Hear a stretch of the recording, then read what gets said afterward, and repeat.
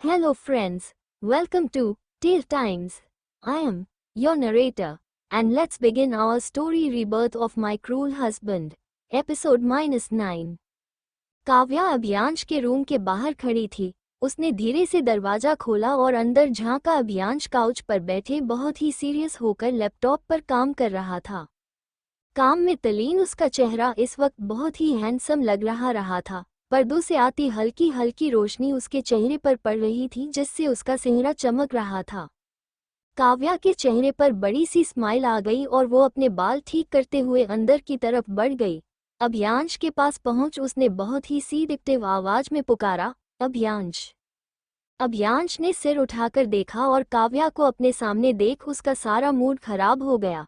ये लड़की उसे बिल्कुल पसंद नहीं थी लेकिन अपनी मॉम की वजह से झेलना पड़ता था। Hi, long time, how have you been? Kavya ने अपनी आवाज को मीठा बनाने की कोशिश करते हुए कहा ताकि अभियांश को अट्रैक्ट कर सके। अभियांश अपनी जगह से खड़ा हुआ और गला साफ करते हुए बोला, तुम यहाँ क्यों? आई मीन कैसे, कोई इम्पोर्टेंट काम था क्या? पहले तो अभियांश के उसके यहाँ क्यों होने वाली बात सुन काव्या का चेहरा उतर गया, लेकिन फिर स्माइल करते हुए कहने लगी, नहीं कोई काम नहीं था, बस हम थोड़े दिन यही रहने आए हैं। हम मतलब ये अपनी पूरी वानर सेना के साथ आए हैं। अभियांश धीरे से बड़बड़ाया, क्या कहा? काव्या ने पूछा। कुछ नहीं। ओके देन, मेरी इम्पोर्टेंट मीटिंग है, मैं निकलता हूँ। ये बोल उसने जल्दी अपना कोट उठाया और बाहर की तरफ जाने लगा। लेकिन काव्या ने पीछे से उसका हाथ पकड़ लिया। अभियांश कुछ करता उससे पहले ही उसकी नज़र दरवाजे ईशा को गोद में लिए खड़ी मिष्टी पर चली गई। उसने झटके से अपना हाथ पीछे खींच लिया। तुम यहाँ? काव्या ने शॉक्ड होते हुए पूछा। मिष्टी और अभियांश की शादी के बारे में वो अच्छे से जानती थी। उसे जितना पता था अभियांश ने मिष्टी को डाइवोर्स दे दिया था, फिर वो यहाँ कैसे ही उसकी समझ से बाहर था। मिष्टी ने पहले अभियांश की घुट फिर बड़ी सी स्माइल करते हुए बोली, जी मैं, क्यों नहीं होना चाहिए था क्या? मिष्टी को काव्या बिल्कुल पसंद नहीं थी। जब तक वो ओबरॉय मैंशन में थी काव्या, तानिया और उन दोनों की मां मालिनी उसे हमेशा परेशान करती रहती थी। उस वक्त तो हालात ऐसे थे कि वो कुछ कर भी नहीं पाती थी। नहीं, तुम्हें तो अभियांश ने तलाक दे दिया था, फिर तुम यहाँ कैसे? काव्या ने शौक होते हुए पूछा। मिष्टी मुस्कुराई, फिर अंदर आई और पूरे हक से ईशा को अभियांश की गोद ने थमा दिया। अब कहीं जाकर काव्या का ध्यान ईशा पर गया था। उसकी नीली आंखें एकदम अभियांश के जैसी थी। मिष्टी ने काव्या के चेहरे पर आगे एक्सप्रेशन देखे और अभियांश से कहने लगी, आप कहाँ जा रहे हैं? ऑफिस, अभियांश ने तुरंत जवाब दिया। आज के लिए ऑफिस नहीं जाएंगे तो कुछ हो जाएगा क्या? मिष्टी ने अपनी आईब्रो उचकाते हुए थोड़ा गुस्से में पूछा। अभियांश ने जल्दी से नमे सिर हिला दिया। ठीक है, मुझे कैफे में कुछ काम है, मैं जा रही हूँ। ईशा का ध्यान रखना। अभियांश ने फिर से अपना सिर है में हिला दिया। मिष्टी ने सोफे पर पड़ा आना हैंडबैग उठाया और ईशा के पास आकर उसका सिर चूम लिया। फिर उसकी नज़र काव्या पर गई जो अपने सामने जो कुछ भी हो रहा था उसे समझने की कोशिश कर रही थी। कुछ सोच वो मुस्कुराई और अपने पैरों के पंजों पर खड़ी हो गई। फिर काव्या को देखते हुए उसने अभियांश के गालों पर अपने होठ रख दिए। अभियांश ने इस एहसास से अपनी आंखें बंद कर ली, मिष्टी से उसने इस बोल्ड मूव को एक्सपेक्ट नहीं किया था। वही काव्या ने गुस्से में मुठिया कस ली। बाय बेबी, अपने पापा को ज्यादा परेशान मत करना। यस मम्मा। मिष्टी ने काव्या को देखा फिर कहा, और आप इतने लंबे सफर से आए हैं तो नीचे चलकर कुछ खा लीजिए। काव्या मना करना चाहती थी लेकिन मिष्टी उसे अपने साथ जबरदस्ती ले गई। आखिर वो अपने हैंडसम पति के साथ किसी पराई औरत को अकेला कैसे छोड़ सकती थी? सबके जाने के बाद ईशा ने अभियांश के गालों पर हाथ रखते हुए पूछा, पापा वो आंटी तो थी? अभियांश उसे लेकर सोफे पर बैठ। She was. अभियांश को समझ नहीं आया कि वो आगे क्या जवाब दे। उसे तो खुद को नहीं पता था कि काव्या उसकी मॉम की दोस्त होने के अलावा उसकी क्या लगती है। चौतन, ईशा ने तोतली आवाज में कहा। अभियांश पहले तो समझ नहीं पाया, जब उसे समझ आया तब उसकी आंखें बड़ी हो गई। आपको ये किसने सिखाया बच्चा? माची। अभियांश ने अपने दांत पीस लिए। वानिका और ऋषिका के पास ईशा को छोड़ना मतलब नई मुसीबत सिर पर लेना। दूसरी तरफ अवनी कैफे में टेबल्स पर ऑर्डर सर्व कर रही थी, लेकिन उसका ध्यान काम पर नहीं था। कोने की टेबल पर बैठा रुद्राक्ष कब से उसे घूर रहा था और उसे समझ नहीं आ रहा था कि इतने वक्त से रुद्राक्ष अपना काम छोड़कर यहाँ क्यों बैठा है। आज तो मिस्टी भी लेट आने वाली थी। वो दूसरा ऑर्डर लेने अंदर किचन की ओर चली गई। अवनी स्लैब पर पड़ी डिशेज को प्लेट में सर्व कर ही रही थी कि उसे अपने पीछे किसी के होने का एहसान हुआ। काम करते उसके हाथ रुक गए और गले से थूक गटकते हुए वो पीछे मुड़ी रुद्राक्ष अपनी गहरी आंखों से उसे ही देख रहा था। अवनी की सांसें अचानक तेज हो गईं। रुद्राक्ष की गहरी आंखों में कुछ ऐसा था जो उसे बेचैन कर रहा था। वो एक कदम पीछे हटना चाहती थी, लेकिन उसके पैरों में जैसे जड़ें जम गई थीं। सर, आपको कुछ चाहिए? उसने कांपती आवाज में पूछा, लेकिन उसके शब्दों में एक अजीब सा आकर्षण भी था। रुद्राक्ष ने हल्की सी मुस्कुराहट के साथ कहा, तुम मिल सकती हो क्या? अवनी के चेहरे पर हल्की सी झिझक और उसके दिल की धड़कनें जैसे उसके सीने में गूंजने लगी। वो अपनी पलकें झपकाते हुए रुद्राक्ष की बातों का मतलब समझने की कोशिश करने लगी।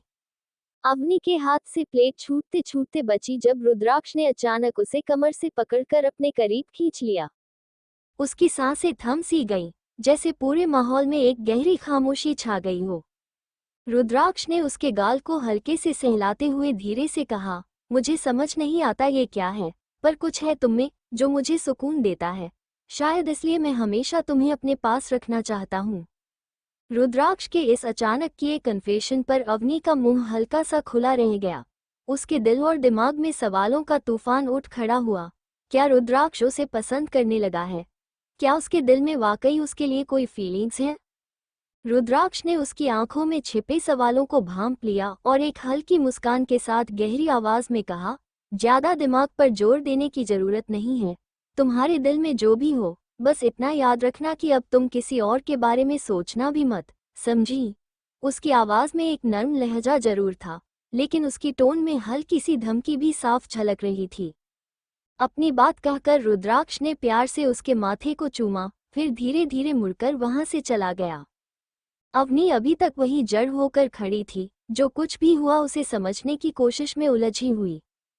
वो ये सोचकर हैरान थी कि जो इंसान कुछ दिनों पहले उसे किसी अपराधी की तरह देखता था, आज अचानक से उसे इस कदर पसंद कैसे कर सकता है। रुद्राक्ष तो किसी आंधी की तरह आकर तूफान की तरह चला गया था, पर अवनी उसके ख्यालों में उलझी हुई रह गई थी। ओबरॉय मैंशन के गेस्ट हाउस में अभियांश सोफे पर बैठा था और उसके ठीक सामने स्टीवन अंकल बैठे थे, जिनकी हालत बेहद खराब लग रही थी। उनकी आंखों में आंसू थे और वो परेशान लग रहे थे। हाथ जोड़ते हुए स्टीवन अंकल ने रोते हुए कहा, मिस सिंघानिया ने मेरी बेटी को किडनैप कर लिया है, सर, और इसके बदले में वो चाहती है कि मैं उसे आपके माता पिता तक पहुंचने में मदद करूं। अभियांश ने गंभीर आवाज में पूछा, ये सब कब हुआ? स्टीवन अंकल ने नजरें चुराते हुए धीरे से जवाब दिया, 3-4 दिन हो गए हैं, सर। अभियांश की आवाज में कठोरता आ गई, जिससे स्टीवन अंकल साफ महसूस कर सकते थे। और आप मुझे कब बताने वाले थे? सर, मुझे लगा कि मैं खुद ही संभाल लूंगा और आपको परेशान नहीं करना चाहता था, स्टीवन अंकल ने हिचकिचाते हुए कहा। अभियांश ने गहरी सांस ली, फिर ठहराव से बोला, आप मेरे लिए बहुत खास हैं, मिस्टर स्टीवन। और अभियांश ओबरॉय अपने खास लोगों को किसी तरह का नुकसान नहीं होने देता, ये आप अच्छी तरह जानते हैं। फिर भी आपने इतनी बड़ी बात मुझसे छुपाई। जो बात सबसे पहले मुझे बतानी चाहिए थी, वो मुझे किसी और से पता चल रही है। स्टीवन अंकल ने सिर झुका लिया। खैर, इसके बारे में हम बाद में बात करेंगे, अभियांश ने विराज की ओर इशारा करते हुए कहा। विराज? जी भाई, पता लगाओ कि अब हमारी साली साहिबा कौन सा नया खेल खेलना चाहती है, और जब सब खत्म हो जाए तो उन्हें भी उनके माँ बाप के पास पहुंचा देना।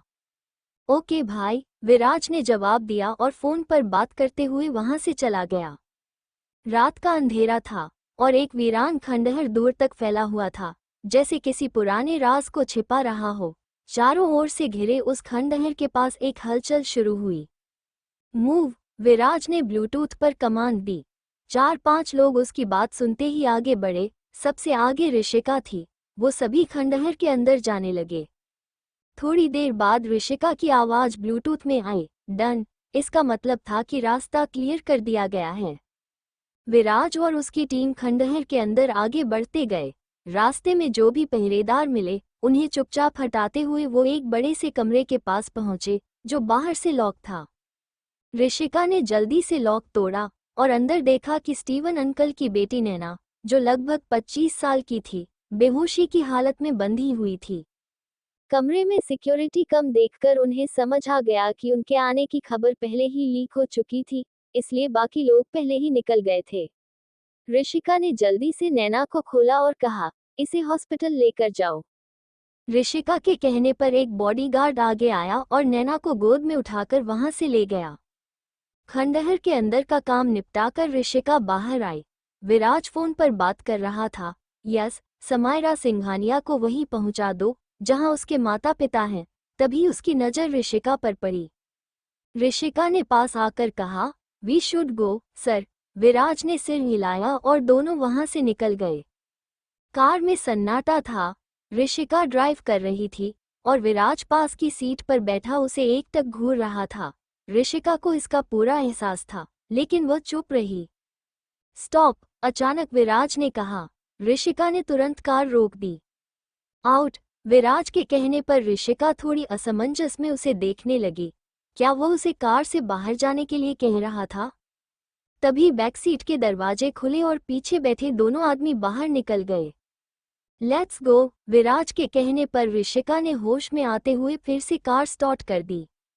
कुछ देर कार चलने के बाद विराज ने फिर कहा, स्टॉप। व्हाट? हम अभी तक पहुंचे नहीं हैं सर, ऋषिका ने हैरान होते हुए कहा। मैंने कहा, कार रोको। विराज के इस ऑर्डर पर ऋषिका ने कार रोक दी। विराज ने सीट बेल्ट खोलते हुए बाहर निकलते हुए कहा, नाउ कम। आसपास की जितनी भी गाड़ियां उनके साथ थीं, विराज ने उन्हें आगे जाने का इशारा कर दिया। अब उस सुनसान सड़क पर बस ऋषिका और विराज ही थे। विराज ने फाइनली वो सवाल पूछ लिया जो उसे कई दिनों से परेशान कर रहा था, अब बताओ, क्यों इग्नोर कर रही हूँ मुझे इतने दिनों से? ऋषिका ने बिना कोई इमोशंस दिखाए जवाब दिया, मैंने आपको इग्नोर नहीं किया सर, अब हमें चलना चाहिए। इतना कहकर वह कार के अंदर बैठने लगी, लेकिन विराज ने उसे पकड़कर अपनी तरफ खींच लिया। ऋषिका का सिर उसके सीने से टकराया। विराज की सांसें गुस्से में भारी हो रही थी। उसने ऋषिका की कमर कसकर पकड़ते हुए कहा, पहले मेरे सवालों का जवाब दो। क्या हो गया है तुम्हें? जब से वापस आई हो तब से ऐसा बर्ताव कर रही हो जैसे हम एक दूसरे को जानते ही नहीं। और ये सर क्या लगा रखा है? पहले मुझे मेरे नाम से बुलाती थी, फिर ये सब क्यों? हर बात पर मुझसे दूर क्यों भागती हो? मुझसे लड़ती रहती हो? हाँ, अगर कोई प्रॉब्लम है तो मिलकर सॉल्व करते हैं, बैठकर बात करते हैं। ऐसे मुझसे भागने और अवॉइड करने से क्या हल निकलेगा? विराज की आवाज में दर्द था। ऋषिका उसकी आंखों में देखते हुए उसकी बात सुन रही थी, लेकिन उसके चेहरे पर कोई भाव नहीं थे। विराज को देखते हुए उसने धीरे से कहा, आपको क्या फर्क पड़ता है सर, और क्यों? विराज उसे हैरानी से देखते हुए गुस्से में बोला, मुझे फर्क पड़ता है, और क्यों नहीं पड़ना चाहिए? तुम मेरी। विराज आगे कुछ कह नहीं पाया, जबकि ऋषिका के चेहरे पर एक दर्द भरी मुस्कान उभर आई। उसने कहा, मैं आपकी क्या हूँ सर? बस एक सर्वेंट जो आपकी कंपनी की सिक्योरिटी की जिम्मेदारी संभालती है, और मुझे नहीं लगता कि एक ऑनर को उसके सर्वेंट के इग्नोर करने से कोई फर्क पड़ना चाहिए। ऋषिका के ये शब्द विराज के दिल में तीर की तरह चुभ गए। क्या इतने समय साथ बिताने के बाद भी वो ऋषिका को ये महसूस नहीं करवा पाया था कि वो उसके लिए क्या मायने रखती है? विराज बारिश की बूंदों का ठंडा एहसास अपने चेहरे पर पाकर अचानक होश में आया। उसने गुस्से और तकलीफ में डूबी आवाज में कहा, व्हाट द हेल, ऋषिका, क्या तुम समझती भी हो कि मैं तुम्हारे लिए क्या फील करता हूँ? बारिश अब और तेज हो चुकी थी और दोनों पूरी तरह भीग चुके थे। ऋषिका के होठों पर एक कड़वी मुस्कान उभर आई। वह कुछ कदम पीछे हट गई, अपने गीले चेहरे से पानी पोंछते हुए उसकी आंखों में गहरी नजरों से देखा और धीरे से बोली, जानती हूँ सर, आप फील करते हैं कि मेरी तरह की किसी लड़की के साथ एक रात बिताना काफी है, मगर ये सोचकर ही आपको मुझे छूने से घिन आती है ना? विराज का चेहरा जैसे जड़ हो गया। उसे यकीन नहीं हो रहा था कि वो सच में ये सब कह रही है। उसकी आंखों में बेबसी झलकने लगी, जैसे कोई अपने सबसे करीबी के दिल से दूर हो रहा हो। ऋषिका ने एक लंबी सांस ली। उसके चेहरे पर ठहरी हुई उदासी और भी गहरी हो गई। उसकी आंखों में दर्द की परछाइयां तैरने लगी, लेकिन उसने खुद को संभालते हुए कहा, और मैं आपके टाइप की नहीं हूँ, आपके स्टैंडर्ड से मैच नहीं करती। इसलिए मैं पहले ही हमारे बीच दूरियां बना रही हूँ ताकि बाद में आपको किसी तरह की तकलीफ न हो। विराज उसे अविश्वास से देखता रहा। उसके दिल में इतना प्यार था, लेकिन ये लड़की इतनी गलतफहमी में कैसे पड़ गई थी। उसके चेहरे पर कई अनकही शब्द थे, पर कुछ भी कह पाने की हिम्मत जैसे टूट चुकी थी। ऋषिका ने गहरी सांस ली। उसकी आंखें आंसुओं से भरी हुई थीं, लेकिन वह उन्हें रोकने की भरपूर कोशिश कर रही थी। उसने कमजोर आवाज में कहा, हमें घर चलना चाहिए, सर। वो कार का दरवाजा खोलकर अंदर बैठने ही वाली थी कि विराज ने तेजी से उसका हाथ पकड़कर दरवाजा बंद कर दिया। उसने उसे अपने करीब खींचा और आंसुओं और गुस्से में डूबी आवाज में बोला, क्या सच में तुम्हें ऐसा लगता है कि मैं किसी के बारे में इतनी घटिया सोच रख सकता हूँ? तुम मुझे इतने सालों में जान भी नहीं पाई। Don't you trust me? उसकी आवाज में इतना गहरा दर्द था कि ऋषिका का दिल जैसे पिघलने लगा। उसने सोचने की कोशिश की, कहीं मैंने कुछ गलत तो नहीं समझ लिया था। लेकिन अगले ही पल उसने खुद को फिर से संभाला, जैसे ये ख्याल भी उसके दिल की दीवारें हिला देगा। उसने विराज का हाथ झटकते हुए गुस्से में कहा, मुझे नहीं लगता कि आपको कोई फर्क पड़ना चाहिए, और ये बार बार मुझे छूना बंद करिए। मुझे घिन आती है, समझे? ऋषिका की आंखों में अपने लिए इतनी नफरत देखकर विराज का दिल जैसे बिखर गया।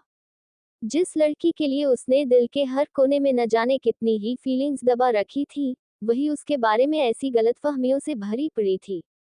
उसकी आंखों से दो आंसू छलक पड़े और बारिश की बूंदों के साथ मिलकर उसके गालों पर लुढ़क गए। वह बिल्कुल टूट चुका था, अंदर से पूरी तरह खाली। ऋषिका ने उसकी यह हालत देखी और उस दर्द से उसका दिल भी चीर गया, पर उसने खुद को संभाला, चुपचाप कार का दरवाजा खोला और गाड़ी स्टार्ट कर दी। विराज वहीं कुछ देर तक खड़ा रहा, फिर धीरे से आकर बैक सीट पर बैठ गया। उसने सिर सीट पर टिका दिया और आंखें बंद कर ली, मानो अपने दर्द को गहराई से महसूस करने की कोशिश कर रहा हो। मिरर से विराज को देखते हुए ऋषिका के दिल में भारीपन सा महसूस हो रहा था।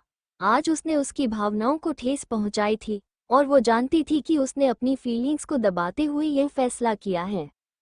लेकिन वह अपने दिल की आवाज को चुप नहीं करा सकती थी। उसे पता था कि उनका कोई भविष्य नहीं है। उसने अपने बहते आंसू पोंछे, एक गहरी सांस ली और गाड़ी ओबरॉय मैंशन की ओर बढ़ा दी। जब तक वे घर पहुंचे, लगभग सभी सो चुके थे। ऋषिका ने कार रोकी और पीछे देखा। विराज अब भी उस पोजीशन में बैठा था, बिल्कुल स्थिर, जैसे पूरी दुनिया से कटा हुआ। वो उसे जगाना चाहती थी, फिर कुछ सोचकर अपना हाथ पीछे खींच लिया और जल्दी से कार से बाहर निकल मेंशन की ओर बढ़ गई। जैसे ही वह अपने कमरे की ओर बढ़ी, उसे विराज का नाम सुनाई दिया। वो रुक गई, मुड़कर देखा तो सामने तानिया का कमरा था, जहां से हल्की हल्की रोशनी आ रही थी। इसका मतलब था कि वे लोग अब भी जाग रहे थे। वो सिर झटकते हुए अपने कमरे की ओर जाने लगी, लेकिन तभी काव्या की बात सुनकर उसके कदम थम गए। मतलब एक तीर से दो निशाने। विराज का प्रपोजल भी कैंसल और वो बॉडीगार्ड्स भी उसकी जिंदगी से बाहर। ऋषिका की भौहें तन गईं। वह कमरे के थोड़ा और करीब आई। खिड़की खुली होने के कारण सब कुछ साफ साफ सुनाई दे रहा था। उसने अपने कान खिड़की पर टिका दिए। तानिया की आवाज में हल्की मदहोशी थी। वो नशे में थी और कह रही थी, मेरा विराज पागलों की तरह उस लड़की के पीछे पड़ा था।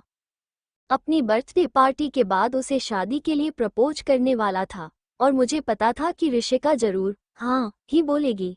इससे पहले कि मेरा विराज उसके करीब होता, मैंने सब कुछ एक झटके में ही खत्म कर दिया। ऋषिका का दिल धक से रह गया। तो विराज उससे प्यार करता था और उसे प्रपोज करने वाला था। उसकी आंखों के सामने सारे दृश्य घूमने लगे, लेकिन उसे याद आया कि उसने खुद अपने कानों से सुना था कि विराज उससे नफरत करता है। काव्या ने उत्सुकता से पूछा, अच्छा, ऐसा भी क्या किया तूने? मुझे भी बता, ताकि मैं भी उस मिष्टी नाम की मुसीबत को खुद से दूर कर सकूं। इस पर तानिया ने पागलों की तरह जोर जोर से हंसते हुए कहा, ज्यादा कुछ नहीं किया। ये प्यार में पड़े लोग बेवकूफ होते हैं, अपने दिमाग से नहीं, दिल से सोचते हैं। मैंने बस इसी का फायदा उठाया। कुछ वॉइस आर्टिस्ट्स को हायर किया और विराज की आवाज में उस बेवकूफ लड़की को बेवकूफ बना दिया। हा हा हा हा हा। तानिया की हंसी में अब काव्या भी शामिल हो चुकी थी। दूसरी ओर ऋषिका की आंखों से आंसू बहने लगे। उसने अपने मुंह पर हाथ रख लिया ताकि उसकी सिसकियां किसी को सुनाई न दे। उसका दिल टूट चुका था। कैसे वो काव्या के जाल में इस कदर फंस गई थी? क्या उसने कभी भी विराज और उसके प्यार पर भरोसा नहीं किया था? कुछ ही देर पहले विराज के कई शब्द उसके कानों में गूंजने लगे, डोंट यू ट्रस्ट मी? विराज की आंखों में तड़प और दर्द का वो दृश्य याद आते ही ऋषिका का दिल पिघलने लगा। उसने एक नज़र गुस्से से तानिया के कमरे की ओर देखा और मन ही मन सोच लिया कि तानिया से बाद में निपटेगी। वह तेजी से नीचे की ओर भागी, लेकिन कार में विराज नहीं था। घबराहट में उसने इधर उधर देखा और सोचना शुरू किया कि वह कहाँ हो सकता है। तभी उसे ख्याल आया। वो मैंशन के पीछे के उस पेड़ की ओर दौड़ी, जहां विराज अक्सर तब आता था जब वह बहुत परेशान होता था। जैसा कि उसने सोचा था, विराज उसी पेड़ के नीचे खड़ा था, जैसे किसी गहरी सोच में डूबा हो। ऋषिका उसके पास दौड़ी और पीछे से उसे कसकर गले लगा लिया। विराज बिल्कुल स्थिर खड़ा रहा, उसकी बाहों में बिना किसी प्रतिक्रिया के, जैसे किसी पत्थर में बदल गया हो। ऋषिका की आंखों से आंसू बह रहे थे, लेकिन उसने उसे छोड़ने का इरादा नहीं किया। उसका सिर विराज की पीठ पर टिक गया। उसकी रुंधी हुई आवाज में दर्द भरी फुसफुसाहट थी, मुझे माफ कर दो विराज, मुझे सच में नहीं पता था। विराज ने धीरे से ऋषिका के हाथ पकड़े, उसे खुद से अलग किया और बिना कुछ कहे वहां से जाने लगा। लेकिन इस बार ऋषिका पीछे हटने को तैयार नहीं थी। वो अचानक से उसके गले लग गई और फूट फूट कर रोने लगी। विराज ने सख्त आवाज में कहा, लीव मी ऋषिका, पर ऋषिका ने उसे और कसकर पकड़ लिया। उसकी आवाज में रुक रुक कर सारी बातें निकलने लगी, जो भी उस बर्थडे पार्टी के दिन हुआ था, जिस वजह से वह उससे दूर भाग रही थी, और अब जो उसने तानिया और काव्या से सुना था, सब कुछ एक एक करके बता दिया। सॉरी, सॉरी, प्लीज, मुझे लगा वो तुम थे, इसीलिए मैं चली गई थी।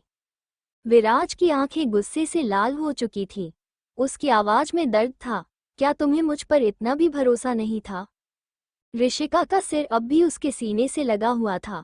उसने नमे सिर हिलाते हुए धीरे से कहा, नहीं, नहीं, ऐसा नहीं है, बस हालात ही ऐसे बन गए थे, लेकिन मुझे यूं ही नहीं चले जाना चाहिए था। विराज ने गहरी सांस ली और अपने हाथों से उसे थामते हुए अपने चारों ओर उसकी बाहों को कस लिया। उसकी आवाज में कोमलता और गहराई थी। I love you Rishika. Rishika ने झुकी पलकों के नीचे से उसे देखा, जैसे उसने कुछ गलत सुन लिया हो। उसके मन में सवाल उठ रहा था, क्या विराज इतने सब कुछ के बाद भी उसे माफ कर रहा है?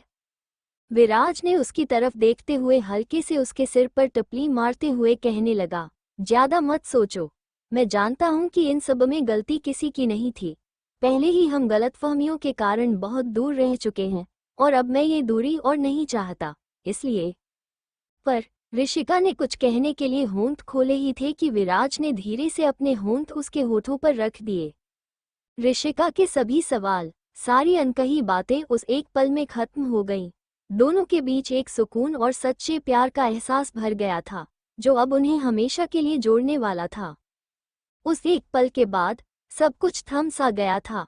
बारिश की हल्की हल्की बूंदें अब भी गिर रही थीं, लेकिन दोनों को उसकी परवाह नहीं थी।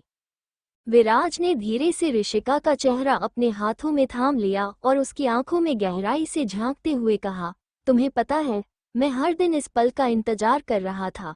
बस तुमसे ये कहना चाहता था कि तुमसे ज्यादा खास कोई नहीं है मेरे लिए। ऋषिका की आंखों में हल्का सा शर्म का रंग उतर आया। उसने नजरें झुका ली, पर विराज ने उसके चेहरे को फिर से ऊपर किया। इस बार वह उसके इतने करीब था कि उनकी सांसें एक दूसरे से टकरा रही थीं। विराज ने धीरे से अपने होंठ उसके माथे पर रख दिए, मानो उस किस में अपना सारा प्यार उड़ेल रहा हो। ऋषिका ने आंखें बंद कर ली और उस पल को सुकून से महसूस करने लगी। उसे ऐसा लगा जैसे सारे दर्द, सारी तकलीफें पिघल गई हों।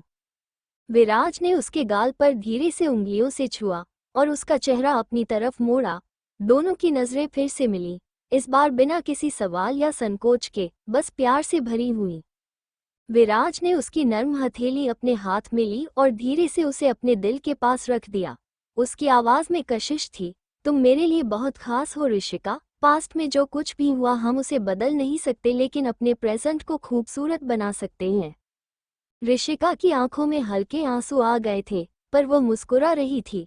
उसने विराज के सीने पर अपना सिर रख दिया, उसकी धड़कनों को सुनते हुए। वो धड़कनें जैसे हर शब्द से बढ़कर कुछ कह रही थी, एक वादा, एक भरोसा कि अब वे दोनों कभी एक दूसरे से अलग नहीं होंगे। विराज ने धीरे से उसके बालों को सहलाया और उसे अपनी बाहों में भर लिया। उसके लिए यह एहसास ही काफी था कि वो उसके साथ हैं, उसके करीब हैं। दोनों वहीं खड़े रहे, बारिश की बूंदों के बीच, जैसे वक्त ने उनके लिए रुकने का फैसला कर लिया हो। उनके बीच का ये पल इतना खास था कि शायद शब्दों में बयान करना मुश्किल था। इस एक पल ने उनके दिलों के सारे दर्द को मिटा दिया था, और अब उनके बीच सिर्फ प्यार था, सच्चा, गहरा और अतीत के काले साए से दूर। जहां एक और सालों पुराना प्यार, जो गलतफहमियों में उलझा हुआ था, सुलझ चुका था, वहीं दूसरी ओर वानिका अभी भी अपने बुरे सपनों से लड़ रही थी। लेकिन आज उसने डिसाइड कर लिया था कि उसे अपनी जिंदगी में आगे बढ़ना है, राजवीर से मूव ऑन होना है। वो अब और नहीं चाहती थी कि राजवीर हमेशा उसके दिल और दिमाग पर हावी रहे। वानिका ने मन बना लिया कि आज वो सब कुछ खत्म कर देगी, ताकि अपनी आगे की जिंदगी एक नए सिरे से शुरू कर सके। शराब की ग्लास हाथ में लिए वो राजवीर के रूम के बाहर खड़ी थी। उसने दरवाजा खटखटाया, लेकिन थोड़ी देर इंतजार के बाद भी दरवाजा नहीं खुला। रात काफी हो चुकी थी, शायद राजवीर सो चुका था। वानिका ने वाइन की ग्लास से एक लंबा घूंट लिया और दरवाजे को फिर जोर से खटखटाया। कुछ ही पलों बाद राजवीर ने दरवाजा खोला। Are you? वह कुछ कहने ही वाला था कि उसके सामने वानिका की हालत देख उसके शब्द वहीं अटक गए। इस वक्त वानिका के बाल बिखरे हुए थे और उसकी आंखें नशे से लाल हो चुकी थी। वानिका ने बिना कुछ कहे राजवीर को साइड किया और कमरे के अंदर चली गई। राजवीर को समझ नहीं आ रहा था कि वानिका क्या करना चाह रही है, लेकिन उसने दरवाजा बंद किया और उसके पीछे चल पड़ा। कमरे के अंदर वानिका बेड पर पैर चढ़ाकर किसी रानी की तरह बैठी थी। राजवीर उसे कंफ्यूजन में देखता रहा, जैसे उसके कुछ कहने का इंतजार कर रहा हो। वानिका ने अपनी ग्लास का आखिरी घूंट लिया और तीखी नजरों से राजवीर की तरफ देखा। उसकी आंखों में गुस्से और दर्द का मिश्रण साफ झलक रहा था। उसने धीमे लेकिन मजबूती से कहा, क्या चाहिए आपको? हो?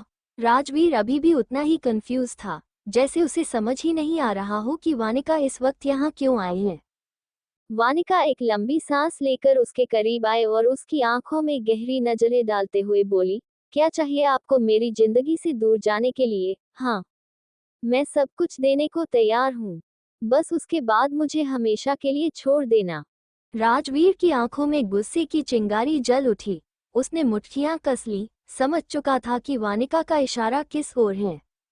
उसने उसकी गर्दन थामकर अपने करीब खींच लिया। उसकी सांसें तेज थी और उसकी आवाज में कड़वाहट घुली थी, इतना गिरा हुआ इंसान लगता हूं मैं तुम्हें। वानिका के होठों पर एक तीखी मुस्कान आ गई। उसने एक गहरी नजरों से उसे देखा और बोली, आप कितने गिरे हुए हैं, ये मुझसे बेहतर और कौन जान सकता है। जिस इंसान ने बिना कुछ कहे, बिना किसी वजह के मेरा दिल तोड़ा हो, उसकी गहराई में गिरावट की इंतहा खुद ही जाहिर हो जाती है। उसके इन शब्दों ने जैसे राजवीर को चुभन दे दी। उसने वानिका की पकड़ और भी कस दी और उसकी आंखों में सीधे देखते हुए बोला, तुम जानती भी हो कि मुझे कितना दर्द हुआ था जब मैंने तुम्हें छोड़ा था। वानिका ने उसकी पकड़ से निकलने की कोशिश की, लेकिन उसके चेहरे पर एक कड़वाहट थी। आपको दर्द हुआ? आप जानते भी हो कि मेरे लिए वो छोड़ना क्या था। वो मेरे सपनों का टूटना था, मेरी दुनिया का बिखरना था। लेकिन आपसे अब कोई उम्मीद नहीं है। बस मुझे अकेला छोड़ दो और मुझे मेरी जिंदगी आगे बढ़ाने दो। राजवीर का चेहरा गुस्से से तमतमा उठा। उसकी आंखों में दर्द और आवेग साफ झलक रहे थे। उसने वानिका को और करीब खींचा और उसकी आंखों में डूबते हुए बोला, इस जन्म में तो क्या, अगले 7 जन्मों तक भी मैं तुम्हें छोड़ने वाला नहीं हूँ। ये ख्याल अपने दिल और दिमाग से निकाल दो। वानिका की आंखों में आंसू आ गए। उसने झुंझलाहट में उसका कॉलर पकड़ लिया और गुस्से में चिल्लाई, क्यों क्यों कर रहे हो ये सब? जब इतना ही प्यार करते थे तब मुझे यूं छोड़कर क्यों चले गए? आखिर मेरी गलती क्या थी? राजवीर ने गुस्से में चिल्लाते हुए कहा, क्योंकि मैं कभी बाप नहीं बन सकता। कमरे में गहरा सन्नाटा छा गया। राजवीर की बात सुनते ही वानिका जैसे बुत बन गई। उसकी आंखों में गहरा शून्य उतर आया और चेहरे पर अविश्वास का साया घिर गया।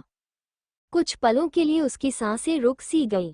उसकी उंगलियां हल्के हल्के कांपने लगीं और उसने एक गहरी नजर राजवीर पर डाली, मानो वो ये सोच रही हो कि क्या उसने सही सुना। आंखों में ढलते आंसुओं को रोकते हुए उसने हल्के से कदम पीछे खींचे। उसके होंठ कांप रहे थे, मानो कुछ कहने की कोशिश कर रहे हों, लेकिन शब्द जैसे गले में अटक गए। मन में उमड़ती भावनाओं को समझने की कोशिश में वह वहीं खड़ी रही। उसकी पूरी दुनिया जैसे पल भर में बदल चुकी थी। क्या कहा? वानिका ने लड़खड़ाती आवाज में पूछा। उसकी आंखों में डिसबिलीफ और दिल में दर्द की एक अजीब कश्मकश थी, जैसे उसकी पूरी दुनिया टूट रही हो। राजवीर की आंखों में आंसुओं का सैलाब था। आज उसने अपने आंसुओं को रोकने की हर कोशिश की, पर वह कमजोर पड़ चुका था। हाँ, I am not able to give you a child. मुझे पता है, वानी, कि तुम्हें बच्चों से कितना प्यार है। तुम कितनी बार छोटे छोटे बच्चों के साथ हंसती खिलखिलाती हो, और जब मैंने जाना कि मैं तुम्हें ये खुशी नहीं दे सकता, तो वानिका का दिल उसकी बात सुनकर जैसे 1000 टुकड़ों में बिखर गया। उसकी आवाज टूटती हुई गहरी पीड़ा में डूबी थी। तो आपने मेरे दिल को चूर चूर कर मुझसे सारे रिश्ते तोड़ने का फैसला कर लिया, सिर्फ इसलिए कि आप खुद को हमारे प्यार के लायक नहीं समझते? राजवीर ने अपनी नजरें झुका ली। उसकी जुबान सिल सी गई थी। वानिका की आंखों से आंसू बह रहे थे। उसके दिल में चोट के साथ साथ सवालों का सैलाब था। क्यों, राजवीर? क्यों? आपने खुद ही ये फैसला कैसे ले लिया? होते कौन है आप, जो मेरे हिस्से का फैसला अकेले कर सको? आपके लिए ये एक मजबूरी है, लेकिन मेरे लिए ये एक अधूरापन है, एक खालीपन जिसे मैं आपके साथ ही बिता सकती थी। वानी, प्लीज। राजवीर की आवाज कांप रही थी। उसके दिल में पछतावे का ऐसा तूफान था जो उसे पूरी तरह से बहा ले गया था। बस, राजवीर, मुझे लगा था कि हम एक दूसरे से बहुत प्यार करते हैं। हमने वादा किया था कि हर मुश्किल का सामना साथ करेंगे, लेकिन आपने सब कुछ मुझसे छुपा लिया, हर दर्द को अपने अंदर समेटे रहे। क्यों? क्या आपको मुझ पर इतना भी भरोसा नहीं था? वानिका की आंखों से आंसुओं का सिलसिला थमने का नाम नहीं ले रहा था। उसने उसे इतनी बार तकलीफ दी थी, फिर भी वानिका उसके गले लगना चाहती थी। उसकी आवाज में दर्द का सैलाब उमड़ पड़ा। राजवीर, आप समझते हो कि मैं सिर्फ आपके साथ एक परिवार चाहती थी? नहीं, मैं आपके साथ एक जिंदगी चाहती थी। आपके साथ हर लम्हे को जीना चाहती थी, चाहे वो खुशियों का हो या दर्द का। आपको मेरी जरूरत थी, और आपने मुझे छोड़ दिया। ये सुनकर राजवीर का दिल और टूट गया। उसने वानिका को कसकर गले लगा लिया, जैसे उसे अपनी बाहों में बिखरने से बचाना चाहता हो। वानिका उसे खुद से दूर करने की कोशिश कर रही थी, लेकिन राजवीर ने ऐसा होने न दिया। माफ कर दो, प्लीज। राजवीर की आवाज गहरी, टूटती हुई थी। मुझे पता है, मैंने तुम्हारे साथ बहुत गलत किया है। तुमसे ये सब छुपाकर मैं खुद को बचाने की कोशिश कर रहा था, लेकिन अब मुझे एहसास है कि इसने सिर्फ हमें और दूर कर दिया। मैंने अपनी जिंदगी में सब कुछ खो दिया है, पर तुम्हें खोने की हिम्मत नहीं है मुझ में। प्लीज, मुझसे दूर मत जाओ। मैं अब अपनी हर सांस में तुम्हें चाहता हूँ। तुम्हारे बिना मैं अधूरा हूँ।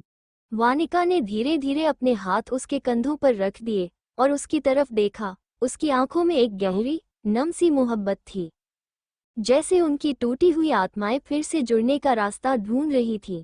दोनों के बीच की खामोशी में दर्द और प्यार का एक अजीब सा मेल था, जो उन्हें फिर से एक कर रहा था। वानिका के हाथ अब राजवीर के कंधों पर थे। उसके आंसू धीरे धीरे थमने लगे थे, मगर उसकी आंखों में जो दर्द और मोहब्बत थी, वो उसके हर शब्द में झलक रही थी। दोनों के बीच की खामोशी अब उनकी दिलों की आवाज बन गई थी। थोड़ी देर बाद वानिका ने भारी मन से कहा, राजवीर, क्या आप समझते हो कि मैं सिर्फ एक बच्चे के लिए आपके साथ थी?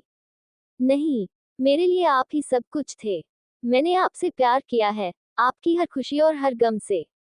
लेकिन आपने मुझसे ये सब छुपा लिया, सब कुछ अपने अंदर ही सहते रहे। क्या मुझे इतनी भी इजाजत नहीं थी कि मैं आपके दर्द को अपना समझ सकूं? राजवीर की आंखों से आंसू रुक नहीं पा रहे थे। उसने वानिका के हाथ थामते हुए कहा, वानी, मुझे माफ कर दो। मैं बस तुम्हारे प्यार के लायक नहीं महसूस कर रहा था। मुझे लगा था कि तुम किसी ऐसे के साथ डिजर्व करती हो जो तुम्हें वो खुशी दे सके जो मैं नहीं दे सकता। मुझे नहीं पता था कि इस फैसले ने तुम्हें और भी ज्यादा तकलीफ दी होगी। मैं बहुत डर गया था, वानी। मैं नहीं चाहता था कि तुम मेरी वजह से दुखी रहो।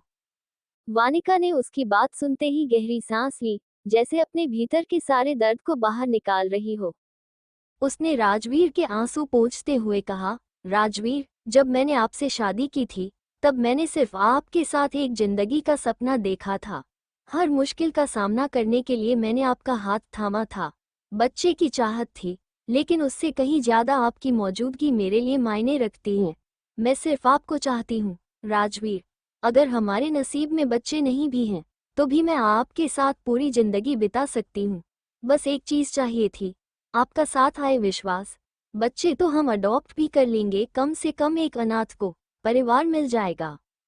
ये सुनते ही राजवीर ने खुद को संभालते हुए वानिका के दोनों हाथ अपने हाथों में थाम लिए और कहा, मैं वादा करता हूँ, वानी, अब से हर दर्द, हर खुशी हम मिलकर बांटेंगे।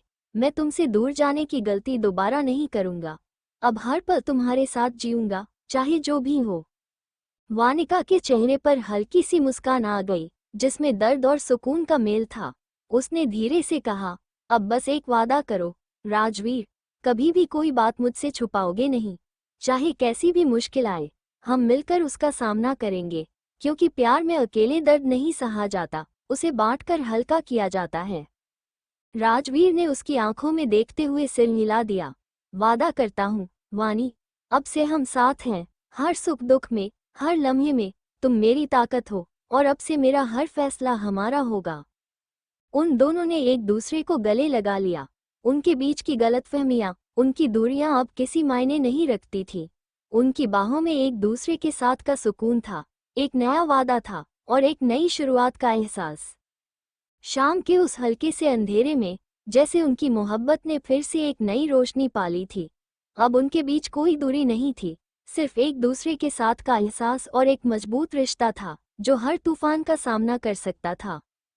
ओबरॉय मैंशन के हॉल में पूरी तरह सन्नाटा छाया हुआ था। सब लोग वहां मौजूद थे, लेकिन किसी के पास कुछ कहने के लिए शब्द नहीं थे। राजेंद्र जी, रश्मि जी, धनराज जी, मिष्टी और अभियांश के चेहरे पर शौक और हैरानी के भाव थे। वहीं मालिनी आंटी और उनकी बेटियां काव्या और तानिया के चेहरे पर गुस्से के एक्सप्रेशन साफ झलक रहे थे। सामने राजवीर, वानिका और ऋषिका विराज सिर झुकाए एक दूसरे के पास खड़े थे, जैसे उन्होंने कुछ ऐसा कर दिया हो जिसे एक्सप्लेन करना मुश्किल हो। रुद्राक्ष, जो पास के सोफे पर आराम से बैठा था, अपनी गोद में ईशा को लिए इस सिचुएशन का मजा लेता हुआ ड्रामे को बड़े इंटरेस्ट के साथ देख रहा था। दरअसल ये सब रिएक्शन राजवीर, वानिका और ऋषिका विराज की अचानक शादी की अनाउंसमेंट का रिजल्ट थे, जिसने सभी को पूरी तरह शॉक कर दिया था। रश्मि जी ने अपना गला साफ करते हुए पूछा, कब से चल रहा है ये सब? वो चारों एक साथ बोले, बहुत वक्त से। राजेंद्र जी ने उन्हें घूरते हुए कहा, इतना सब कुछ हमारे नाक के नीचे हो रहा था और हमें पता तक नहीं चला। विराज ने धीरे से बड़बड़ाया, मॉम से आपका ध्यान हटे तब पता चले ना, डैड। ये सुनते ही सबके चेहरे पर हंसी आ गई और रश्मि जी हल्का सा शर्मा गई। राजेंद्र जी ने गुस्से में अपने दांत पीसते हुए कहा, जस्ट शट अप। राजनेंद्र जी के डांटने पर विराज चुपचाप खड़ा हो गया। थोड़ी देर तक सवाल जवाब का सिलसिला चलता रहा।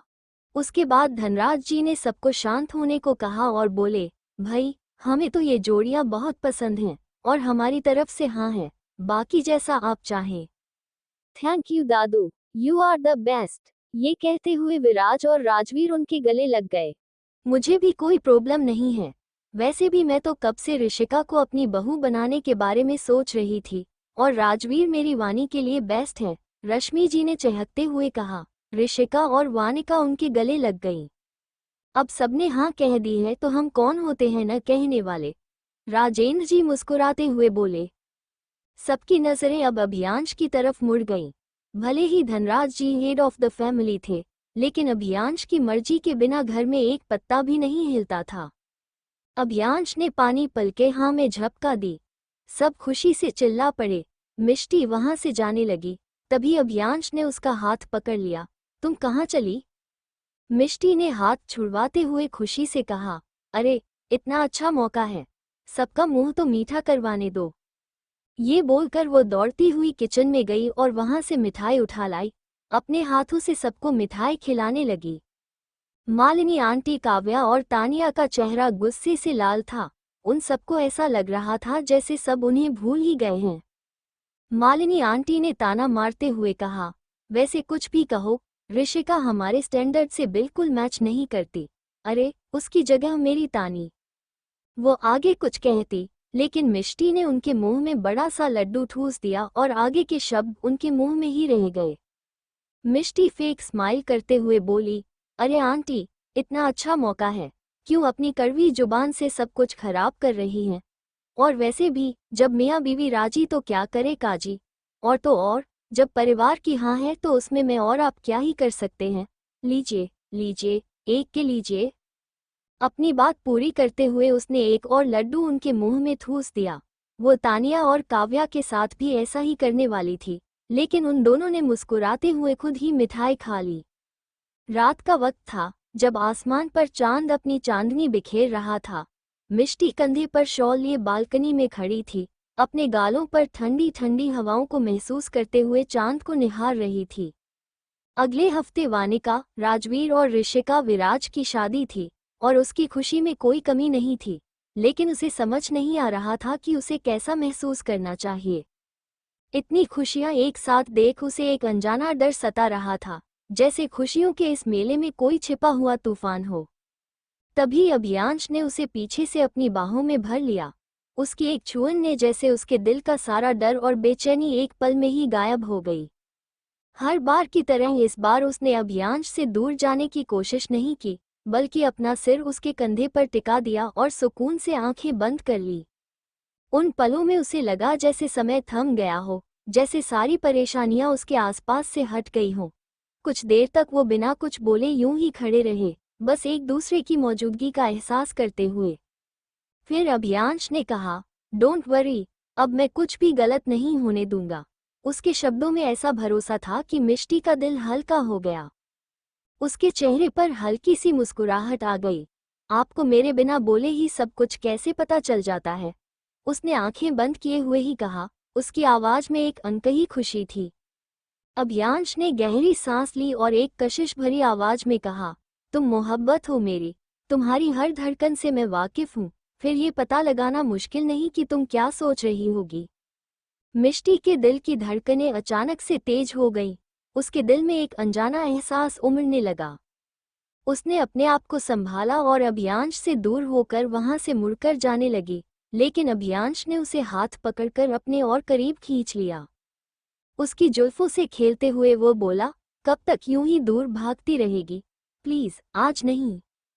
उसकी इतनी रिक्वेस्ट और प्यार भरी टोन सुनकर मिष्टी वहीं खड़ी रह गई। वो भी शायद अभियांश से दूर नहीं होना चाहती थी। उसकी आंखों में आंसू थे जो वो छिपाने की कोशिश कर रही थी। प्लीज माफ कर दो मुझे, जो कुछ भी मैं मानता हूँ, कहीं न कहीं मैं जिम्मेदार था, पर अब ये दूरी बर्दाश्त नहीं होती। तुम्हारे इतना पास होते हुए भी खुद को इतना दूर महसूस कर सीने में एक अलग सी आग लग जाती है। उसके शब्दों में एक गहराई थी जो मिष्टी के दिल को छू गई।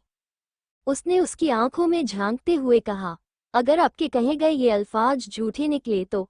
उसके दिल की धड़कनें फिर से तेज हो गईं। उसकी आवाज में एक जज्बात था जो उसे उस पल में और करीब खींच रहा था।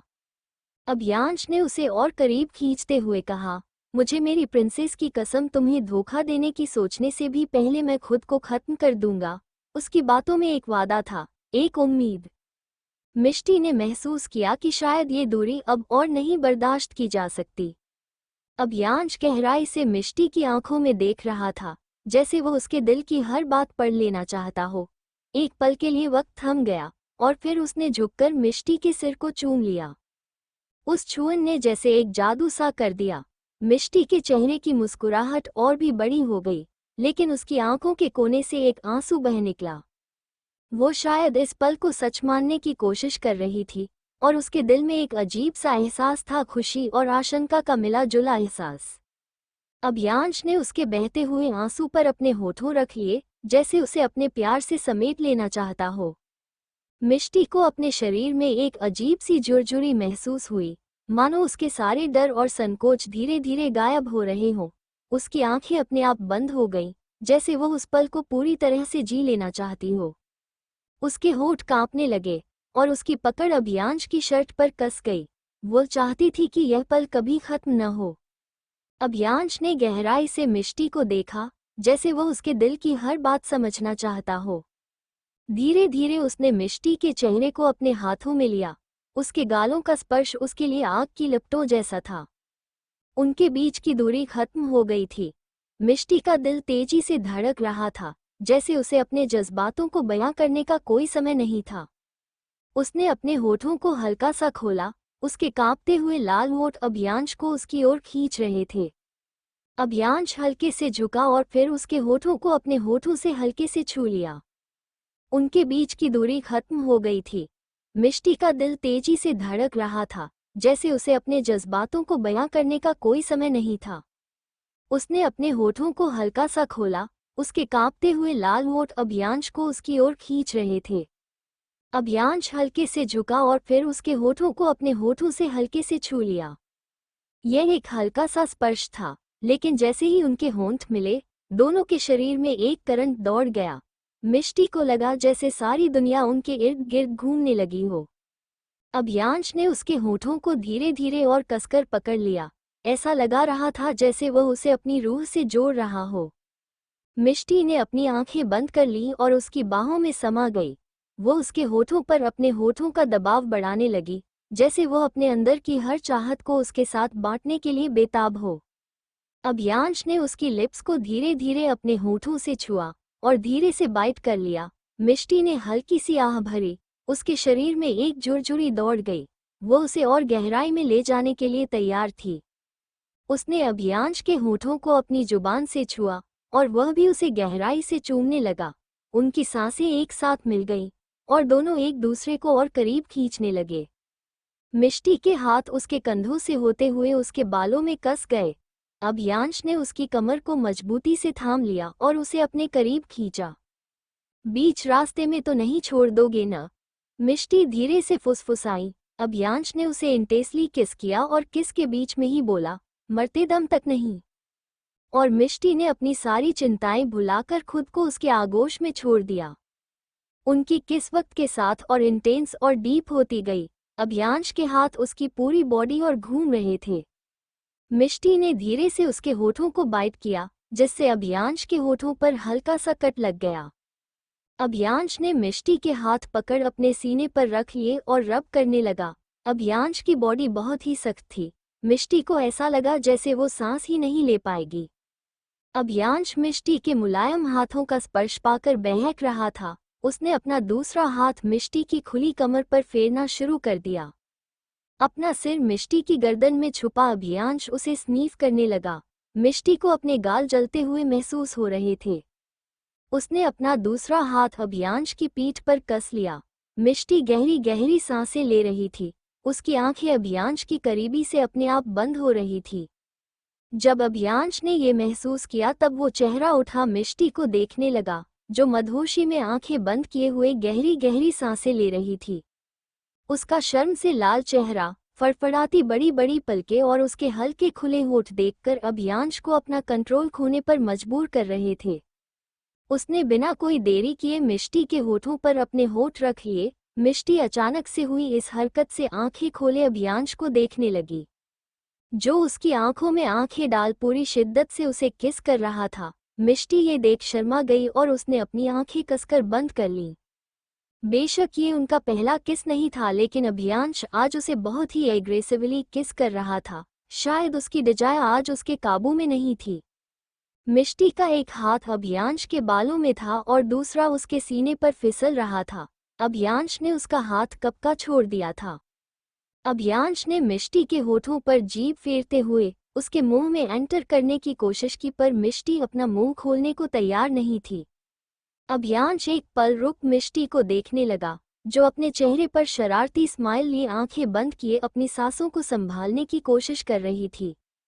उसकी ये हरकत देखकर अभियांश की आंखें और गहरी हो गईं। उसने मिष्टी को कमर से पकड़ अपने और करीब कर लिया। अब मिष्टी उसके पैरों पर खड़ी थी और दोनों के शरीर आपस में चिपके हुए थे। अभियांश ने अपना एक हाथ उसके बालों में डाल वापस उसके होठों पर रखा। अगले ही पल मिष्टी के मुंह से आह निकल गई।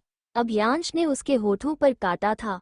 मिष्टी आंखें खोल उसे गुस्से से घूरने लगी, पर अभियांश मुस्कुराते हुए उसकी जीभ में अपनी जीभ उलझाकर उसे पैशनेट फ्रेज किस करने लगा। वो किस करते करते मिष्टी को बेड पर ले आया। उसे बेड पर लेटा वो खुद उसके ऊपर आ गया, पर इस बीच उनकी किस रुकी नहीं थी। अभियांश उसे डीपी किस करने लगा। मिष्टी के हाथ उसकी पीठ पर चलने लगे। एक लॉन्ग और डीप किस के बाद जब उसे लगा कि मिष्टी को सांस लेने में परेशानी हो रही है, तब उसने मिष्टी के होठों को छोड़ दिया, पर उससे दूर नहीं हुआ। मिष्टी उसके छोड़ते ही गहरी गहरी सांसें लेने लगी। अभियांश अपनी नशीली आंखों से उसका चेहरा देखने लगा, जो सांस न लेने के कारण एकदम लाल हो गया था। अभियांश उसके चेहरे पर छोटी छोटी किसेस करने लगा। मिष्टी ने अभी भी आंखें बंद की हुई थी। वो बस अभियांश जो कर रहा था उसे करने दे रही थी। अभियांश ने उसके चेहरे पर किस किस करते करते उसके गले तक का सफर तय किया, फिर वहां पर भी हल्की हल्की किसेज लगा। मिष्टी को पूरे शरीर में गुदगुदी महसूस हो रही थी, पर उसे ये एहसास बहुत अच्छे लग रहे थे। अगले ही पल मिष्टी कराह उठी। अभियांश ने उसकी गर्दन पर बाइट किया था, फिर धीरे धीरे वहां पर सक करने लगा। इसी तरह वो उसकी पूरी गर्दन पर लव बाइट देने लगा। मिष्टी के नाखून उसकी पीठ पर लग रहे थे, पर उसे इससे कोई फर्क नहीं पड़ा। वो ऐसे ही उसे परेशान करता रहा। अभियांश ने धीरे से मिष्टी के कंधे पर से उसके सूट को नीचे सरका दिया, फिर उधर अपने होठ रब करने लगा। मिष्टी ने आंखें खोल अभियांश को देखा, जो अब इसके कंधे पर भी लव बाइट्स देकर वहां सक कर रहा था। मिष्टी ने शर्मा कर वापस से आंखें बंद कर लीं। अभियांश धीरे धीरे उसकी कॉलर बोन पर भी किस करने लगा, पर जब उसे मिष्टी के हाथ चलते महसूस होना बंद हो गया, तब उसने सिर उठाकर देखा और सामने देख उसे समझ नहीं आया कि वो गुस्सा करे या मिष्टी की इस क्यूट सी हरकत पर उससे प्यार। सामने मिष्टी अपना मुंह हल्का सा खोले गहरी नींद में सो चुकी थी। शायद आज सुबह से इतना काम होने के कारण वो बहुत थक चुकी थी। अभियांश के माथे पर इस वक्त पसीने की बूंदें थीं। उसकी सांसें भी ऊपर नीचे हो रही थीं, और जो इन सब का कारण थी, वो आराम से घोड़े बेचकर सो चुकी थी। अभियांश उसकी गर्दन में अपना चेहरा छुपाते हुए कुछ बुदबुदाया और उसके गले पर किस करते हुए अपने आप को शांत करने की कोशिश करने लगा। पर जब उसे लगा कि इससे कुछ नहीं होने वाला है, तब उसने अपना चेहरा ऊपर कर एक नज़र मिष्टी को देखा, जिसके चेहरे पर इस वक्त प्यारी सी मुस्कुराहट थी। शायद वो कोई प्यारा सा सपना देख रही थी। अभियांश ने उसे देखने में सिर हिलाया, फिर उसके सूट को सही कर वो बेड से उठा और उसके बाल सही करने लगा। फिर मिष्टी को ब्लैंकेट से कवर कर उसके फरहेड पर किस कर वो बाथरूम में चला गया। थोड़ी देर बाद जब वो शावर लेकर बाहर आया, तब ब्लैंकेट बेड के नीचे पड़ी थी और मिष्टी बेड पर आड़ी तिरछी होकर सो रही थी। ये देख उसने नमे सिर हिलाया। अपने बाल को पोंछ उसने टॉवल साइड में रख दिया और वापस से मिष्टी को ब्लैंकेट ओढ़ा, खुद भी ओढ़ ली और उसे अपनी बाहों में भर लेट गया। देर रात तक वो मिष्टी के चेहरे को निहारता रहा। कभी वो उसके चेहरे को अपनी अंगुलियों के पोरों से सहलाता, तो कभी उसके फरहेड पर किस करता, कभी उसके बालों से खेलता, तो कभी सोई हुई मिष्टी से बातें करता। रात के आखिरी पहर में कहीं जाकर उसे नींद आई और वो दोनों सुकून से एक दूसरे की बाहों में सो गए। आज हर जगह सुकून था। किसी को पानी खोई हुई मोहब्बत मिल गई थी, तो किसी को एक बार फिर अपनी मोहब्बत पाने का मौका। सुबह का वक्त था। सूरज की नर्म रोशनी पर्दों से छनकर कमरे के अंदर आ रही थी। अभियांश अपनी कोहनी पर सिर टिकाए एक टक मिष्टी को देख रहा था, जो बेफिक्र अपने मीठे सपनों में खोई मुस्कुरा रही थी। उसकी मासूमियत और चेहरे पर फैली उस प्यारी सी मुस्कान को देखकर अभियांश के मन में ढेरों ख्याल उमड़ आए। उसे वो दिन याद आ गया जब उसने मिष्टी को पहली बार देखा था। वो दिन उसके कॉलेज की छुट्टियों का था। अभियांश राजवीर के साथ फॉरेन से घर आया हुआ था और किसी काम के सिलसिले में पहली बार सिंघानिया पैलेस पहुंचा था। राजवीर के कमरे की ओर जाते हुए उसने कहीं से किसी के रोने की हल्की सी आवाज सुनी। पहले तो उसने अनसुना करने की कोशिश की, लेकिन उसके कदम खुद ब खुद उस ओर बढ़ गए। आवाज एक छोटे से कमरे से आ रही थी, जिसका दरवाजा थोड़ा सा खुला हुआ था। उसने अंदर झांकने की कोशिश की। जैसे ही उसकी नज़र कमरे के कोने में बैठी एक खूबसूरत लड़की पर पड़ी, मानो समय ठहर सा गया। उसकी सांसें एक पल के लिए थम सी गईं। उस लड़की की बड़ी बड़ी आंखों में आंसू थे, लेकिन उनमें एक अलग सी मासूमियत और गहराई थी। वो पहली नज़र में ही उसके दिल में जगह बना गई।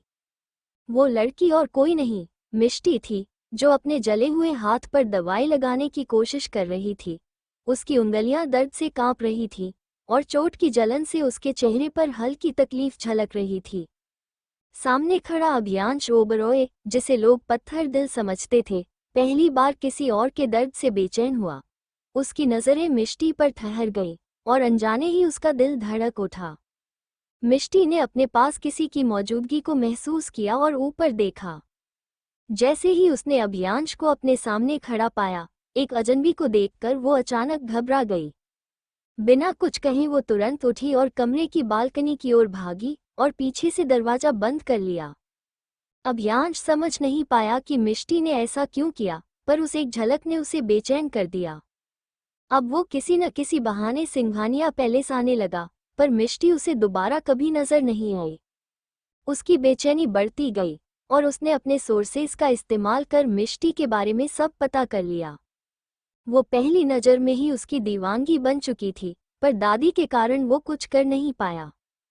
फिर किस्मत का खेल देखिए, उसकी दादी ने ही उसे मिष्टी से शादी करने पर मजबूर किया। अभियांश ने इस रिश्ते को खुशी खुशी कबूल कर लिया।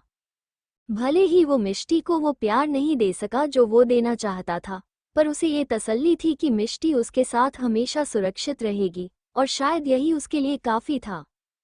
शादी के बाद अभियांश का बर्ताव मिष्टी के साथ बहुत ही रूखा था। उसने कभी भी उसे फिजिकली हर्ट नहीं किया था, लेकिन उसकी ठंडी और दूर सी एटीट्यूड ने मिष्टी का दिल कई बार तोड़ा। वो खुद भी जानता था कि उसके साथ रहना मिष्टी के लिए कितना मुश्किल था, इसलिए वो अक्सर बिजनेस के बहाने बाहर ही रहता, ताकि उसकी मौजूदगी से मिष्टी को ज़्यादा तकलीफ न हो। आज भी उसे वो लम्हा याद था जब वो दोनों पहली बार एक दूसरे के इतने करीब आए थे। वो पल उनके बीच की सारी दूरियों को मिटा देना चाहता था, मगर उसकी अपनी उलझनों ने फिर से वही दीवार खड़ी कर दी थी। उस दिन ओबरॉय पैलेस में हमेशा की तरह खामोशी नहीं थी, क्योंकि हर हफ्ते की तरह सुनीता देवी की किटी पार्टी चल रही थी। इसमें शहर के बड़े बड़े रईस घरानों की लेडीज आई हुई थी, जो मिलने मिलाने से ज़्यादा अपने महंगे कपड़े और ज्वेलरी का शो ऑफ करने में लगी थी। हर तरफ बस चकाचौंध और दिखावा ही दिख रहा था। मिष्टी, एक अच्छी बहू की तरह अपने दिल की तकलीफ़ों को छुपाते हुए मेहमानों की सेवा में लगी थी। हर बार की तरह उसने चेहरे पर वही मुस्कुराहट पहन रखी थी, जिसे देखकर कोई ये न समझ सके कि उसके दिल पर क्या गुजर रही है। लेकिन तभी सुनीता देवी की एक पुरानी दोस्त मिसेज सक्सेना की निगाहें उस पर पड़ी, और उसने एक बार फिर मिष्टी को नीचा दिखाने का मौका नहीं छोड़ा। मिसेज सक्सेना ने अपने चेहरे पर बनावटी मुस्कान लाते हुए तंज किया, आपने अच्छा नहीं किया, मिसेज ओबरॉय। सुनीता देवी ने थोड़ा हैरानी से उसकी तरफ देखा और पूछा, और वो क्यों, मिसेज सक्सेना? मिसेज सक्सेना ने मिष्टी को सिर से पैर तक घृणा भरी नज़रों से देखा और बोली, अरे, यही, आपने हमारे अभियांश की शादी इस मामूली लड़की से करवा दी। सुना है कि अभियांश तो इसे पसंद भी नहीं करता। मिष्टी का दिल जैसे किसी ने मसल दिया हो। उसके हाथ में पकड़ी ट्रे हल्की सी कांप गई, लेकिन उसने खुद को संभाल लिया। वो जानती थी कि ये ताने सुनना उसकी नियति बन चुकी है, मगर फिर भी हर बार इन शब्दों में कुछ ऐसा होता जो उसके दिल को गहराई से चोट पहुंचा जाता। तभी मिसेज आहूजा ने भी उसकी ओर देखकर एक तीखा ताना कसा, आपने बिल्कुल सही कहा, मिसेज सक्सेना। देखिए, कहाँ हमारा अभियांश और कहाँ ये लड़की। इस घर में तो इसकी हैसियत एक सर्वेंट जितनी ही है। मिष्टी ने सिर झुका लिया, मानो वो अपने आंसू छुपाना चाहती हो। उसके दिल पर लगे घाव और भी गहरे हो गए, जैसे कोई पुरानी टीस फिर से उभर आई हो। एक और औरत ने मजाक उड़ाते हुए कहा, कहते हैं जब किस्मत खराब हो तो ऐसी ही लड़कियां बहू बनकर घर में आती हैं। सुना है इसके अपने माँ बाप ने भी इसे कभी अपनाया नहीं था। मिसेज सक्सेना ने ठहाका लगाते हुए कहा, और आपने इसे हमारे अभियांश के गले में बांध दिया। इस लड़की ने तो अपनी औकात से बढ़कर शादी कर ली। मिसेज आहूजा ने एक जहरीली मुस्कान के साथ जोड़ा, ऐसी लड़कियां तो बस पैसों के लिए ही अमीरों के पीछे भागती हैं। मुझे पूरा यकीन है इसने भी अभियांश से सिर्फ पैसों के लिए शादी की है। कौन ऐसी शादी में रहेगा जहां न पति का प्यार मिले न घरवालों की इज्जत।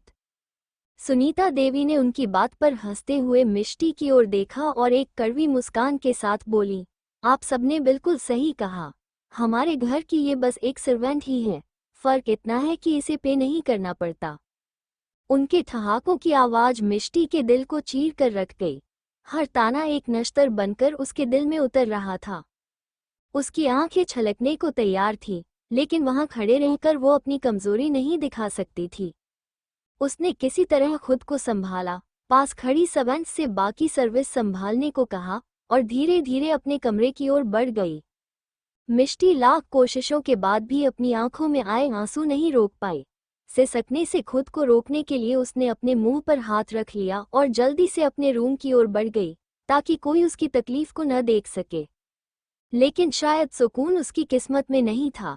जैसे ही उसने कमरे में कदम रखा, उसकी नज़र सामने बेड पर बैठी काव्या पर पड़ी। मिसेज सक्सेना की पोती काव्या आराम से उसके बेड पर यूं पसरी हुई थी जैसे ये कमरा उसी का हो। मिष्टी ने हल्की सी नाराजगी से उसे देखा, पर कुछ कहे बिना नजरें काउच पर काम कर रहे अभियांश की ओर मोड़ ली। अभियांश पूरी तल्लीनता से अपने लैपटॉप में व्यस्त था, जैसे उसे आसपास के माहौल से कोई फर्क ही नहीं पड़ता था। मिष्टी के मन में सवाल उठ रहा था, अभियांश को किसी का उसके रूम में होना बिल्कुल पसंद नहीं है, फिर काव्या यहाँ क्यों थी? क्या उसे इस बात की परवाह नहीं? उसकी आंखें दुख और उलझन से भर गईं। वो समझ नहीं पा रही थी कि वो क्या महसूस करे, अपमान, दर्द या निराशा। अभी वो इसी सोच में खोई थी कि अचानक एक तेज आवाज ने उसकी तंद्रा तोड़ दी, how dare you to come without knock. Mishti का सिर अचानक घबराकर काव्या की ओर मुड़ गया, जो उसे गुस्से में घूर रही थी। मिष्टी को समझ ही नहीं आया कि अपने ही कमरे में उसे नॉक करने की जरूरत कब से पड़ने लगी, और काव्या होती कौन है जो उससे इस तरह सवाल कर रही थी। काव्या ने फिर चुपते हुए लहजे में कहा, मैंने कुछ पूछा है तुमसे, बिना परमिशन के अंदर कैसे आ गई तुम? मिष्टी ने एक पल के लिए उसकी ओर देखा, फिर उसकी नजरें अभियांश की तरफ चली गईं, जो अभी भी अपने लैपटॉप में मग्न था, मानो उसके आसपास क्या हो रहा है इससे उसे कोई फर्क ही नहीं पड़ता। मिष्टी की आंखों में उम्मीद का एक कण था। वो चाहती थी कि अभियांश कुछ कहे, एक शब्द भी उसकी तरफ से, जो उसकी बेबसी को कुछ कम कर सके। क्या पास्ट में अभियांश ने मिष्टी की कोई मदद की होगी, या उसे ऐसे ही काव्या के हाथों बेइज्जत होने दिया होगा? To be continued. Thank you for joining me on this storytelling journey. If you enjoyed today's story, make sure to give this video a thumbs up and share it with your friends. Don't forget to hit the subscribe button and the bell icon so you never miss an update. We have many more exciting stories coming your way, and trust me, you won't want to miss them. Until next time, keep dreaming and keep believing in the magic of stories. See you in the next video.